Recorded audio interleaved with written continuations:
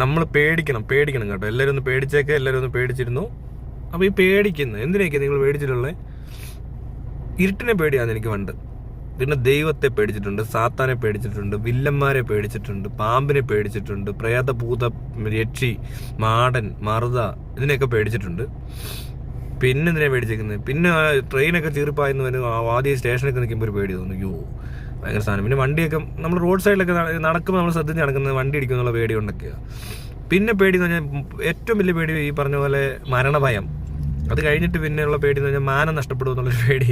ഇങ്ങനെയുള്ള പേടികളൊക്കെ ഉണ്ട്. മാനം നഷ്ടപ്പെടുന്നതിനോർത്ത് പേടിക്കേണ്ട കാര്യമൊന്നുമില്ല, അതൊന്നും വലിയ കാര്യമൊന്നുമില്ല. മാനം തെളിഞ്ഞ് നിന്നാൽ മനസ്സും നിറഞ്ഞ് വന്നാൽ വേണം റിപ്പോർട്ട്. എന്താ ഹേമ കമ്മിറ്റി റിപ്പോർട്ട്, അതിനെപ്പറ്റിയാണ് സംസാരിച്ചുകൊണ്ടിരിക്കുന്നത്. അപ്പോൾ ഇതായത് ഇപ്പം നമ്മളിങ്ങനെ പേടിക്കുക, എന്തിനാ പേടിക്കുക? ശരിക്കും പേടിച്ചിട്ടുണ്ടെന്ന് മനസ്സിലാകുന്നത് എങ്ങനെയാണെന്ന് ചോദിച്ചാൽ, പേടിച്ചവരാരും ചിലപ്പോൾ വന്നിട്ട് ഇവർക്ക് എന്തെങ്കിലും പറ്റിപ്പോയാൽ ഒന്നും പറഞ്ഞില്ലെന്ന് പറയും, റിപ്പോർട്ടുമായിട്ട് ബന്ധപ്പെട്ടാകട്ടോ. അപ്പോൾ അവരെ ആരെങ്കിലും എന്തെങ്കിലും ചെയ്തിട്ടുണ്ടെങ്കിൽ പിന്നെ അവർ മിണ്ടാതിരിക്കും, പീഡിപ്പിച്ചാൽ പോലും പറയാതിരിക്കും. പിന്നെ അവർ ചിലപ്പോൾ പറയാൻ സാധ്യത, എന്തുകൊണ്ട് ഇത്രയും താമസിച്ചെന്ന് ചോദിക്കുന്നതിന് ഒരു നല്ലൊരു എക്സ്പ്ലനേഷൻ ഇപ്പോൾ എന്നോട് ചെറുപ്പക്കാരനായ യുവാവ് എന്നെ വഴി വെച്ച് കണ്ടപ്പോൾ തടഞ്ഞു നിർത്തിയിട്ട് എന്നോട് പറഞ്ഞു, നിങ്ങളിതിന് ഉത്തരം പറയണം സുഹൃത്തേ, നിങ്ങൾ പഠിച്ചിട്ട് വിമർശിക്കൂ സുഹൃത്തേ. കഴിഞ്ഞ പ്രാവശ്യം ഇതേ ചെറുപ്പക്കാരൻ എന്നെ കളമശ്ശേരിയിൽ വെച്ച് കണ്ടപ്പോഴും വണ്ടി തടഞ്ഞു നിർത്തി എന്നോട് മറ്റൊരു കാര്യം പറഞ്ഞു. അതും വളരെ കറക്റ്റ് ആയതുകൊണ്ട് ഞാനത് പറഞ്ഞു. ഇപ്പോൾ ഇത് ശരിയാണെന്ന് തോന്നുന്നതുകൊണ്ട് ഞാൻ വീണ്ടും ഒരു കാര്യം കൂടെ പറയുകയാണ്. എന്താ പറഞ്ഞേ? അത് ഓക്കെ. പേടിക്കുക. ഇപ്പൊ ഒരു സ്കൂളിൽ ഒരു വില്ലൻ ചെക്കൻ, അല്ല വേണ്ട എവിടെയെങ്കിലും ആയിക്കോട്ടെ, നാട്ടിലായിക്കോട്ടെ, ഒരു കേടി. അപ്പൊ അയാൾ പല ഇവന്മാരെയൊക്കെ അടിക്കുന്നൊക്കെ ഉണ്ട്. സ്കൂളിലൊക്കെ ഇടിയൊക്കെ കിട്ടും ഈ പിള്ളേർക്ക്. എനിക്കും അങ്ങനെ എന്നെ എല്ലാവർക്കും പേടിയാണ്. പിന്നെ എന്നെ ഒരു ദിവസം ടീച്ചർ പിടിച്ചപ്പോൾ ഇതേ പ്രശ്നം ഉണ്ടായിട്ടുണ്ട്. അപ്പൊ ഞാൻ പിള്ളേരൊക്കെ എടുത്തിട്ട് ഇടിക്കും. ഞാൻ ഭയങ്കര വില്ലനാ, റൗഡിയാണ്. എൻ്റെ ആണെങ്കിൽ ബെൽറ്റ് കൂരിയിട്ട് അടിക്കാൻ വലിയ ബെൽറ്റൊക്കെ ഉണ്ടാകും. ഞാൻ ഒറ്റ അടിയും കാണിക്കും എല്ലാവർക്കും. കറക്കി, മറ്റേ ചുരി കറക്കുന്ന പോലെ ഇട്ട് കറക്കി, തച്ചോളി ഒതേതിനാന്ന് അങ്ങനെയൊക്കെ പറഞ്ഞിട്ട് എല്ലാവരും അടിക്കുക. അപ്പോൾ പിള്ളേർക്കൊക്കെ പേടി, ആരും കംപ്ലൈൻറ്റ് ചെയ്യത്തില്ലെന്ന്, എല്ലാവർക്കും പേടിയാണ്. പിന്നെ ഒരു ദിവസം ടീച്ചർമാർ തന്നെ ഇനിഷ്യേറ്റീവ് എടുത്തു, എന്നെ ഒന്ന് പിടിക്കണം, അല്ലെ അങ്ങനത്തെ തരത്തിൽ പിടിക്കുമെന്ന് കരുതി. അങ്ങനെ പിടിച്ചു കഴിഞ്ഞാൽ പിള്ളേരെല്ലാം വന്നിട്ട് പറയും, ടീച്ചറേ ഇവനെന്നെ അന്ന് അങ്ങനെ ചെയ്തു ഇങ്ങനെ ചെയ്തു എന്ന് പറയുന്ന ഒരു സാധനമുണ്ട്. അത് ശ്രദ്ധിച്ചിട്ടുണ്ട്. എല്ലാവർക്കും സ്കൂളിൽ പോയവരല്ലേ നീയൊന്നും സ്കൂളിൽ പഠിച്ചിട്ടില്ലേ? നിനക്കൊന്നും അറിയത്തില്ലേ ഇതൊന്നും?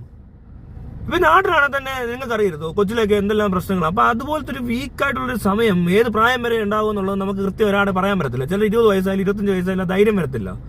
അപ്പൊ അതിനിടയിൽ അവർക്ക് പല പ്രശ്നങ്ങളുണ്ടാകും. ചിലർക്ക് വീട്ടിൽ അപ്പനും അമ്മയായിട്ടൊക്കെ പ്രശ്നം ഉണ്ടായിട്ട് മിണ്ടായിരുന്നിട്ട് കുറെ വർഷങ്ങൾ കഴിഞ്ഞ് ജോലിയൊക്കെ നേടി തിരിച്ചു വന്നിട്ട് ഇപ്പൊ അപ്പനെ തലയടിച്ച് പൊട്ടിക്കുന്നില്ലേ എന്ന് പറഞ്ഞ പോലത്തെ ഒരു സംഭവം. അപ്പൊ കുറെ കഴിയുമ്പോൾ ഇവർക്ക് ധൈര്യം വരുവാണ്. അല്ലെങ്കിൽ കുറെ കഴിഞ്ഞാലും വന്നില്ലെങ്കിൽ പോലും അത്ര വീക്കായിട്ടുള്ളത് ചിലപ്പോൾ സ്ട്രോങ് ആയിട്ട് തൊട്ടപ്പുറത്ത് വേറൊരാൾ വന്ന് നിന്നാൽ, അല്ലെങ്കിൽ വേണ്ട ഇതേ റൗഡിയെ വേറെ റൗഡി വന്ന് അടിച്ചിട്ടാൽ മറ്റേ റൗഡിക്ക് കൈയടിക്കും. അവിടെ നടക്കുന്ന പരിപാടിയൊക്കെ സെയിം ആയിരിക്കും. എന്നിട്ട് അയാളോട് പറയും, ഇവൻ ഞങ്ങളെ അങ്ങനെ ചെയ്തവനാണ്, ഇങ്ങനെ ചെയ്തവനാണ്, ഇവന് ഇത് തന്നെ വേണം, അത് തന്നെ വേണം എന്ന് പറയുന്നൊരു സൈക്കോളജി ഉണ്ട്. അതുപോലെ ഇതും. അപ്പൊ അങ്ങനെ ഒരു ഇനിഷ്യേറ്റീവ് എടുത്തു കഴിഞ്ഞപ്പോൾ ടീച്ചർമാരോട് എന്ന് പറയാം എന്ന് കരുതി നിന്ന പല കുട്ടികളും ഇപ്പൊ വീണ്ടും പേടിച്ചേക്കുക. കാരണം ടീച്ചർമാരൊന്നും ചെയ്യുന്നില്ല. ടീച്ചർമാർ പറഞ്ഞു ഞങ്ങൾ ചെയ്യാമെന്ന്, പക്ഷെ അവരൊന്നും ചെയ്യുന്നില്ല എന്ന് മനസ്സിലാക്കിയപ്പോൾ നിങ്ങൾ ശ്രദ്ധിച്ചോ, ഇപ്പൊ ഇവിടെ പരാതികൾ കുറഞ്ഞു, അനക്കമില്ല. എന്തൊക്കെയോ ചെറിയ ചെറിയ ചെറിയ ചെറിയ പലരും പറയുമെന്ന് വിചാരിച്ചവരുടെ കാര്യങ്ങൾ ഒന്നും പറയുന്നില്ല. പറയേണ്ട ആൾക്കാരുണ്ടെന്ന് എല്ലാവർക്കും അറിയാം. ആദ്യം പറഞ്ഞപ്പോൾ ഉണ്ടായ ആ ഒരു ടീച്ചർമാരുടെ ഭാഗത്തു നിന്നും, അല്ലെങ്കിൽ മറ്റേ ഇതിനപ്പുറത്തോട്ട് ശക്തരാണെന്ന് പറഞ്ഞ് വന്നവരുടെ ഭാഗത്തു നിന്നും അവർക്ക് ശക്തി കുറവുള്ളതുപോലെ തോന്നിയത് കൊണ്ടാണോ, അതോ ഇവർ രണ്ടുപേരും ഒന്നായി പ്രവർത്തിക്കുന്നതായിട്ട് തോന്നിയത് കൊണ്ടാണോ? അതായത് ഈ പഴയ വില്ലിനും പുതിയ വില്ലിനും ഒന്നിച്ചു നിന്നുകൊണ്ട് കീലേരി അച്ചു പറയുന്ന പോലെ എന്താ ഞങ്ങളെ രണ്ടര അടിക്കാൻ ആളുണ്ടാ ചോദിക്കത്തില്ലേ, ബാലകൃഷ്ണ ഒച്ച അള്ള അതിനകത്തല്ലേ അത്? അതിനകത്ത് ഏതൊരു പെണ്ണുമ്പിള്ളയുടെ കഥയെ പോയി മുട്ടുമല്ലോ, അതിന്റെ പേരെന്തുവാന്ന് അല്ല തുറക്കണേന്നൊക്കെ പറഞ്ഞുകൊണ്ട് ശ്രീനിവാസന്റെ കഥയെ പോയി മുട്ടത്തില്ല കീലേരി അച്ചു. അങ്ങനെ പറഞ്ഞ പോലെ ആയിപ്പോയി. അങ്ങനെ ഒരു സംശയം ഈ പറഞ്ഞ ആളുകൾക്ക് ഉണ്ടായപ്പോൾ അവരെന്ത് ചെയ്യുന്നു, അവർ പിൻവലിഞ്ഞു. പലർക്കും ആ പേടി ഇപ്പൊ കൂടുക ചെയ്തേക്കുന്നത്. ആരാണ് ഉത്തരവാദി? ഈ കമ്മിറ്റി ഉണ്ടാക്കി മറ്റേതുണ്ടാക്കി ഇപ്പൊ നിങ്ങളെ അങ്ങ് ഉണ്ടാക്കിയേക്കാന്ന് പറഞ്ഞുകൊണ്ട് വലിയ ചങ്കാണ് കരളാണെന്നൊക്കെ പറഞ്ഞ ആൾക്കാർ വന്നു.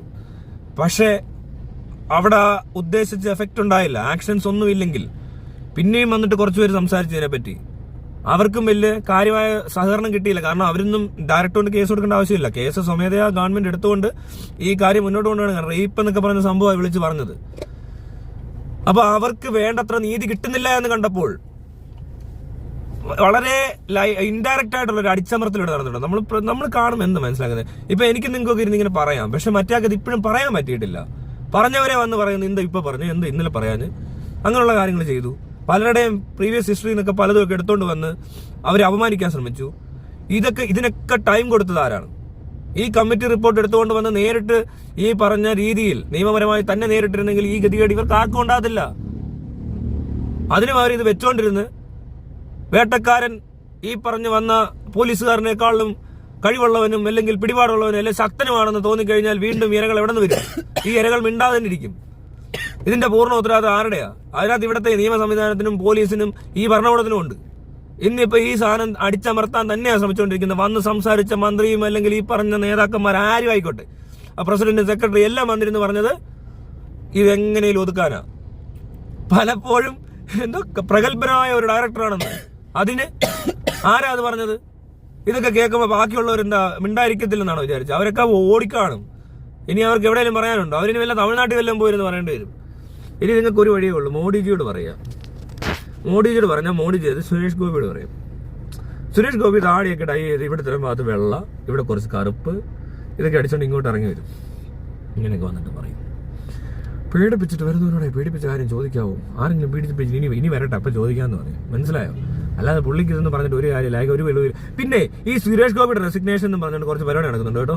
അതിനകത്ത് ഈ പ്രശ്നമുണ്ട്, ചെറുതായിട്ടുണ്ട്. എന്തോ എവിടെ ഒരു പുള്ളിക്ക് അത് ഫേസ് ചെയ്യാൻ വയ്യ. ഇപ്പൊ ഒരു MP ഫേസ് ചെയ്യുന്ന പോലെ ഫേസ് ചെയ്യാതിരിക്കാൻ വേണ്ടിയിട്ട് ഒരു നടൻ ഫേസ് ചെയ്യുന്ന പോലെ ഫേസ് ചെയ്യാൻ വേണ്ടിയിട്ട് വരുന്ന. അപ്പൊ MP യോടല്ലേ ഈ ചോദ്യങ്ങളൊക്കെ ചോദിക്കുന്നത്. MP പറയുന്നതാണല്ലോ കുഴപ്പം. അപ്പോൾ നടനുമായിപ്പോയി, MP ആയിപ്പോയി. ഇനിയിപ്പോൾ ഇത് ഡബിൾ റോളാണോ, എന്ത് റോളാണെന്ന് മനസ്സിലാവാതെ ഒരു ക്യാരക്ടർ അങ്ങോട്ട് മാറ്റി വെച്ചിട്ട് ഈ പറഞ്ഞ പോലെ ആക്ടർ എന്ന് പറഞ്ഞ ക്യാരക്ടർ എടുത്തിട്ട് വരാം എന്നായിരിക്കും ചിലപ്പോൾ പുള്ളി വിചാരിച്ചിരിക്കുന്നത്.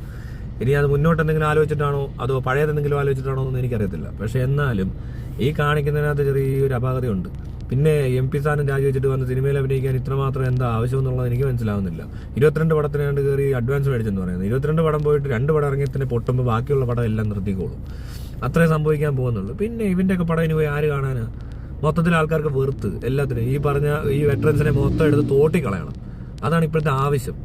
അതിനിടയ്ക്കാണ് ഈ പുള്ളികൾ ഇത്രയൊക്കെ പറഞ്ഞത്. അപ്പോൾ നമ്മൾ പറഞ്ഞു വന്ന വിഷയത്തെ പറ്റി പറയുകയാണെങ്കിൽ വിഷയത്തിൽ ഒരുപാട് തെന്നി അറിയുന്നു സുഹൃത്തുക്കളെ. അപ്പോൾ നമ്മൾ പറഞ്ഞുകൊണ്ടിരുന്നത് ഈ ഭയം എന്ന് പറയുന്ന സാധനം ഉണ്ടല്ലോ, അതിനെ ഇങ്ങനെ അവിടെ തന്നെ അങ്ങനെ തന്നെ ഇരുത്തിയേക്കാണ്. പിന്നെ അവർക്ക് ചെറുതായിട്ടൊന്ന് ഇതൊക്കെ വെളിപ്പെടുത്താനുണ്ടായ ഒരു ഊർജ്ജത്തെ ഇച്ചിരി അടിച്ചമർത്തുകയും ചെയ്തിട്ടുണ്ട്.